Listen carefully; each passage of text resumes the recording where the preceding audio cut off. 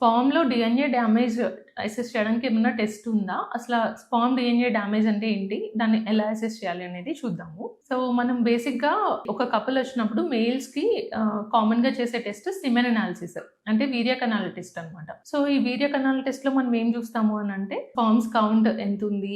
కదిలే కణాలు count normal ఉందా లేదా చూడడానికి స్పర్మ్స్ ఎలా ఉన్నాయి నార్మల్‌గా. మార్ఫాలజీ అంటామనమాట. సో, నార్మల్ మార్ఫాలజీ అనేది 4% ఉండాలి. సో, ఇవన్నీ పారామీటర్స్ మనం సిమెన్ అనాలిసిస్‌లో స్టడీ చేయొచ్చు. బట్ స్పర్మ్ స్ట్రక్చర్ లోపల డీఎన్ఏ అనేది ఉంటదనమాట. సో, ఈ డీఎన్ఏలో ఏదైనా డ్యామేజ్ ఉందా అనేది అసెస్ చేయడం మాత్రం మనకి బేసిక్ సిమెన్ అనాలిసిస్‌లో తెలియదనమాట. సో, దీనికోసం మనకి కొన్ని స్పెషల్ టెస్ట్స్ ఉంటాయి.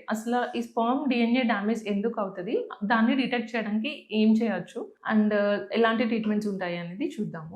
సో, ఈ స్పర్మ్ డీఎన్ఏ డ్యామేజ్ ఉండడానికి చాలా రీజన్స్ ఉండొచ్చనమాట. వన్ ఆఫ్ ది థింగ్స్ ఏంటంటే అడ్వాన్స్డ్ పెటర్నల్ ఏజ్, అంటే ఏజ్ ఎక్కువున్నప్పుడు మనకేంటంటే డీఎన్ఏలో డ్యామేజ్ ఉండడము, డీఎన్ఏ ఫ్రాగ్మెంటేషన్ ఇండెక్స్ అంటాం. Sperm DFI testing. సో, ఈ డీఎఫ్ఐ అనేది హై ఉంటుందనమాట వీళ్ళకి. అండ్ దీనికి కొన్ని జెనెటిక్ ఫ్యాక్టర్స్ ఉండొచ్చు. లేదంటే లోకల్‌గా మనకి వారికోసిల్ అంటాం. సో, ఈ వారికోసిల్ అనే ప్రాబ్లమ్ ఉన్న వాళ్ళకి కూడా డీఎన్ఏ ఫ్రాగ్మెంటేషన్ అనేది హై ఉండొచ్చు. అండ్ స్మోకింగ్, ఆల్కహాల్ చేసే వాళ్ళకి కానీ, లేదంటే డయాబెటిస్ ఉంది, క్రానిక్ డయాబెటిస్ ఉన్న వాళ్ళకి కానీ, సో ఇలాంటి ఫ్యాక్టర్స్ అన్నీ ఉన్న వాళ్ళకి ఏంటంటే మనకి డీఎన్ఏ ఫ్రాగ్మెంటేషన్ ఇండెక్స్ అంటే స్పర్మ్ డీఎన్ఏ డ్యామేజ్ అనేది ఎక్కువ ఉండే ఛాన్స్ ఉంటుందన్నమాట.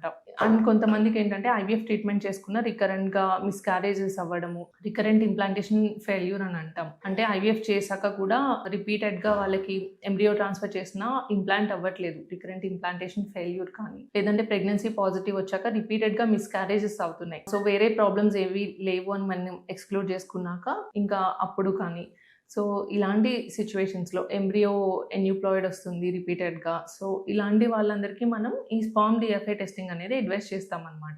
సో, ఈ డీఎఫ్ఐ టెస్టింగ్‌లో ఏంటంటే హై ఉంది అని అంటే మనకి డీఎన్ఏ డ్యామేజ్ ఉంది అని అర్థం. సో, దీనికి ఎలాంటి ట్రీట్మెంట్స్ ఉంటాయి అనేది చూద్దాం. సో, మెయిన్ థింగ్ వచ్చేసి మనం కాజ్ అనేది కరెక్ట్ చేయాలనమాట. సో, ఎందుకు ఇట్లా అవుతుంది? క్రానిక్ స్మోకింగ్ కానీ, ఆల్కహాల్ కానీ అలాంటి ఫస్ట్ థింగ్ ఏంటంటే లైఫ్ స్టైల్ చేంజెస్. సో, వాళ్ళ లైఫ్ స్టైల్‌లో ఈ స్మోకింగ్, ఆల్కహాల్ అనేది క్విట్ చేయడము, లేదంటే ఏదైనా ఎక్సెసివ్ స్ట్రెస్ ఉంది అని అంటే ఆ స్ట్రెస్‌ని కొంచెం కంట్రోల్ చేసుకోవడం, అండ్ హెల్తీ ఫుడ్ అనేది తీసుకోవడం, anti oxidant rich food, dry fruits, green leafy vegetables, protein diet. So, ఇలాంటివన్నీ తీసుకుని డైటరీ చేంజెస్ చేయడం ద్వారా కూడా మనం ఈ డీఎన్ఏ డ్యామేజ్ అనేది కొంచెం తగ్గించొచ్చు అనమాట.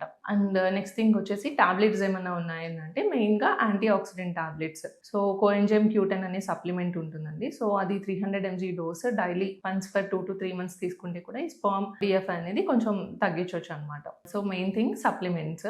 అండ్ నెక్స్ట్ వచ్చేసి మనకి దీనికి ఒక స్పర్మ్ సెలెక్షన్ టెక్నిక్ అనేది ఉంటదనమాట. అంటే ఉన్న స్పర్మ్స్‌లో డీఎన్ఏ డ్యామేజ్ తక్కువగా ఉన్న స్పర్మ్ సెలెక్ట్ చేసుకోవడానికి మనకి ఒక మంచి అడ్వాన్స్డ్ టెక్నిక్ అనేది ఉంది. That is microfluidics. అండ్ కొన్ని కేసెస్‌లో ఏంటంటే మనం సివియర్ ఓట్స్ ఉంది, అంటే స్పర్మ్స్ కౌంట్, మొటిలిటీ అవి తక్కువ ఉన్నాయి, ఈ డీఎఫ్ఐ అనేది చాలా హైగా ఉంది అని అన్నప్పుడు టీజా అనే ఆప్షన్ కూడా అడ్వైస్ చేస్తుంటాం. టీజా అంటే ఏంటంటే టెస్టిక్యులర్ స్పర్మ్ ఆస్పిరేషన్ అనమాట. అంటే డైరెక్ట్‌గా టెస్టిస్ నుంచే మనం స్పర్మ్ అనేది రిట్రీవ్ చేసుకుంటాము. సో, ఈ టీజాలో కూడా కొంచెం తక్కువ డీఎఫ్ఐ ఉన్న స్పర్మ్ అనేది మనం సెలెక్ట్ చేసుకోవచ్చు. సో, ఇవి మనకి స్పర్మ్ డీఎన్ఏ డ్యామేజ్ ఎక్కువ ఉన్నప్పుడు చేసుకోవాల్సిన ట్రీట్మెంట్ ఆప్షన్స్. Thank you.